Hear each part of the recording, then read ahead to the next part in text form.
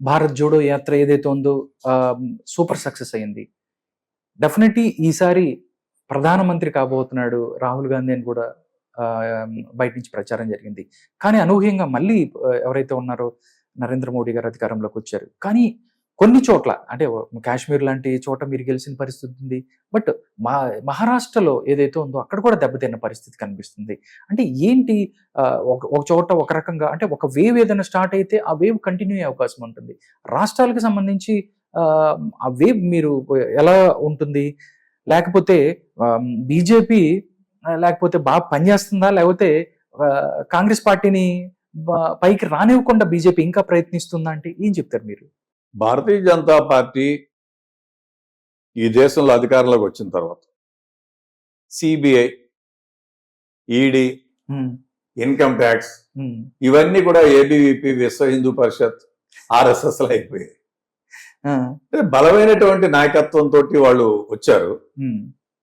వీటిలన్నింటినీ కూడా చాలా బహిరంగంగా బలంగా ఉపయోగించుకుంటున్నారు. ఇప్పుడు తమిళనాడులో చూస్తున్నాం 2 రోజుల నుంచి. మొన్నటి వరకు అయిపోయింది వివిధ రాష్ట్రాల్లో. ఢిల్లీ లిక్కర్ స్కామ్ పెద్ద స్కామ్ తమిళనాడులో 1000 కోట్ల. మరి జగన్మోహన్ రెడ్డి మీద ఇప్పటి వరకు ఎందుకు చేయలేదు? 5,000 కోట్లు కదా, 5,000 కోట్ల పైన ఉంటది. ఇప్పటివరకు చేయాలి కదా. మీరు రోజు అంటగాగారు కదా, వచ్చి గౌడు వెళ్ళేవారు కదా, ఆయన ఇచ్చిన డబ్బులు తీసుకునేవారు కదా, చెప్తారు కదా ఎక్కడో అక్కడ. అంటే మీతోటి అధికారంలో అంటగాగితే ఒకటి, మీతోటి లేకుండా ప్రతిపక్ష పార్టీల్లో ఉంటే అది వాషింగ్ పౌడర్ నిర్మా. సో ఈ పరిస్థితి జరుగుతుంది. మనం కూడా ఈ రాష్ట్రంలో చూసాం. ఓకే, అనేక మంది ఉభయ రాష్ట్రాల్లో, తెలుగు రాష్ట్రాల్లో ఈడీ వచ్చింది పొద్దున్నే, అన్నిట్లో మీరు బ్రేకింగ్ పెట్టేవారు. అయిపోయింది. కొద్ది రోజుల తర్వాత అతను వెళ్ళాడు, కండువా కప్పుకున్నాడు, అయిపోయింది. అతని వేళ వేరే పార్టీల నుంచి ఎమ్మెల్యేలు, ఎంపీలు అయిపోయారు వాళ్ళ పార్టీ నుంచి.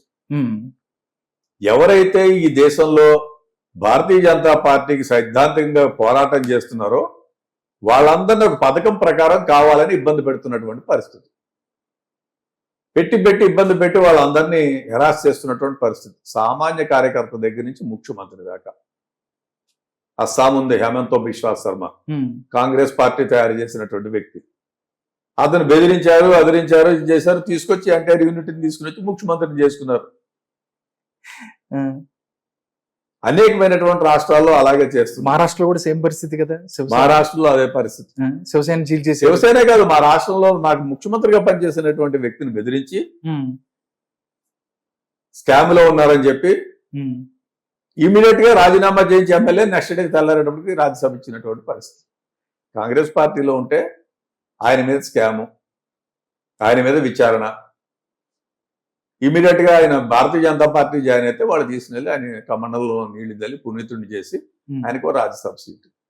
సో ఇవి చూసిన తర్వాత ఎవరైతే ఈ భావజాలాన్ని తట్టుకోగలిగేటువంటి ధైర్యం, సత్తా ఉన్నాడో వాళ్లే కాంగ్రెస్ లో ఉన్నారు. కొంచెం అటు ఇటుగా ఉన్న వాళ్ళందరూ కూడా బెదిరి పారిపోతున్నటువంటి పరిస్థితి. అదే రాహుల్ గాంధీ గారు చెప్పారు, అసలైనటువంటి సిసలైనటువంటి కార్యకర్త చాలు మాకు. అధికారం అనేటువంటిది that is due course. Congress పార్టీకి ఏం కొత్త కాదు.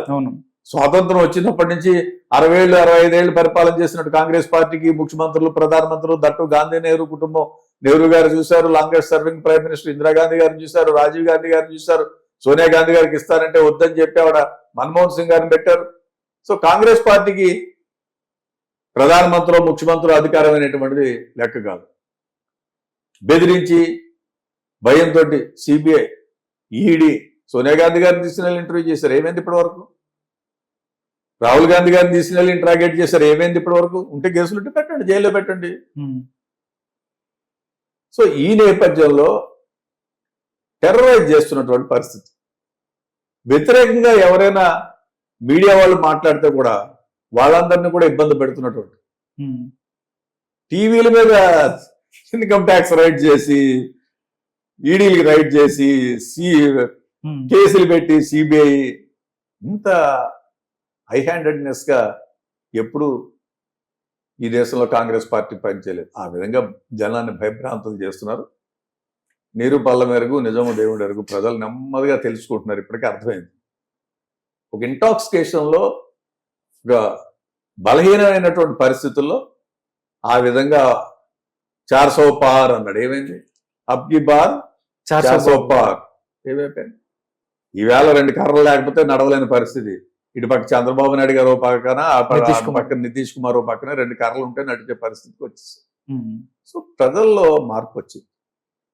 రాహుల్ గాంధీ గారు ఫెయిర్ అండ్ ఫ్రీగా ఉండేటువంటి పొలిటీషియన్, మాయా మర్మం లేనటువంటి వ్యక్తి. సో డెఫినెట్ గా ప్రజలు ఆయన యొక్క భావాలను అర్థం చేసుకున్నారు. ఉమ్, ఒక వ్యక్తి 3,800 కిలోమీటర్లు 4,000 కిలోమీటర్లు కన్యాకుమారి నుంచి బయలుదేరి కాశ్మీర్ దాకా నడవాలంటే నాకు తెలుసుండగా ప్రపంచ రాజకీయ ముఖ చిత్రంలో ఇప్పటివరకు ఎక్కడా జరగలేదు. వెరీ టఫెస్ట్ పర్సనాలిటీ ఒకసారి నేను తీసుకుంటాను.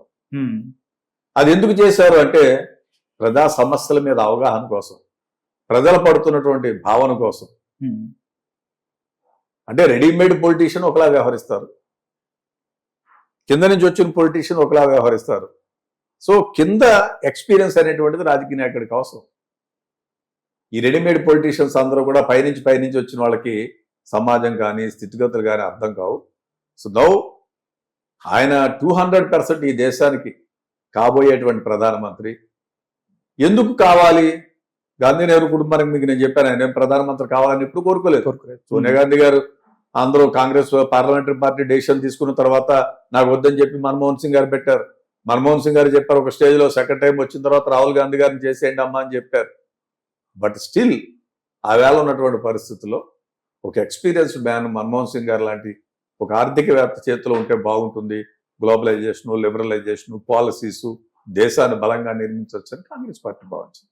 సో ప్రధానమంత్రి కోసం మంత్రి కోసం పాకులాడినటువంటి కుటుంబం కాదు, సాక్రిఫైజింగ్ పర్సనాలిటీ. ఉమ్, ఈ దేశానికి స్వాతంత్రం వచ్చిన తర్వాత టెర్రరిస్టులు ఇందిరాగాంధీ గారిని చంపేశారు. ఈ దేశానికి ఒక కుటుంబాన్ని బలిచ్చింది వాళ్ళు. రాజీవ్ గాంధీ గారిని చంపేశారు. అయినా కూడా మొక్కమోని విశ్వాసంతో వాళ్ళు ఈ దేశం కోసం పనిచేస్తున్నారు. ఎందుకంటే అటువంటి ఇన్సిడెంట్స్ జరిగిన తర్వాత మరి తమిళనాడు నుంచి బయలుదేరి ఉమ్, కన్యాకుమారి నుంచి కాశ్మీర్ దాకా నడవడం అంటే మనం అర్ధరాత్రి సందు మొగలోకి వెళ్ళాలంటే భయపడతాం, మనకేమి ట్రెట్ లేకుండానే. అవును. ఎంత ధైర్యం ఉండాలి. జమ్మూ కాశ్మీర్ లాంటి రాష్ట్రాల్లో సెక్యూరిటీ ఇవ్వలేమని చెప్పారు గవర్నమెంట్ ఎంపీ. ఉమ్, అనేకమైనటువంటి రాష్ట్రాల్లో ఇబ్బందులు పెట్టింది, కనీసం మా కార్యకర్తలు తప్పించి ఎవరు లేనటువంటి పరిస్థితి. ఉమ్, బట్ స్టిల్ నడిచినటువంటి వ్యక్తి రాహుల్ గాంధీ గారు. సో డెఫినెట్ గా రాహుల్ గాంధీ గారు గ్రేట్ పర్సనాలిటీ. అంటే మనం నేను రాజకీయ పార్టీలో ఉన్నానని చెప్పడం కానీ దగ్గర నుంచి చూసినటువంటి వ్యక్తిగా ముక్కు సూటిగా ఉండేటువంటి స్వభావం, pro poor pro weaker sections, సమాజంలో మంచిని మంచి చెడ్డని చెడ్డ, మా పార్టీ వాళ్ళు చెడ్డ చేసినా కూడా చెడ్డనే చెప్పగలిగేటువంటి ధైర్యం ఉన్నటువంటి వ్యక్తి. అది కావాలి లీడర్ అనేవాడు. సో అందుకోసం ఆయన నేతృత్వంలో కాంగ్రెస్ పార్టీకి మంచి భవిష్యత్తు ఉంటుంది. దేశ ప్రధానిగా వారైతే చక్కగా ఈ దేశాన్ని జనరంజకంగా పాలిస్తారని చెప్పేసి నేను భావిస్తాను. సార్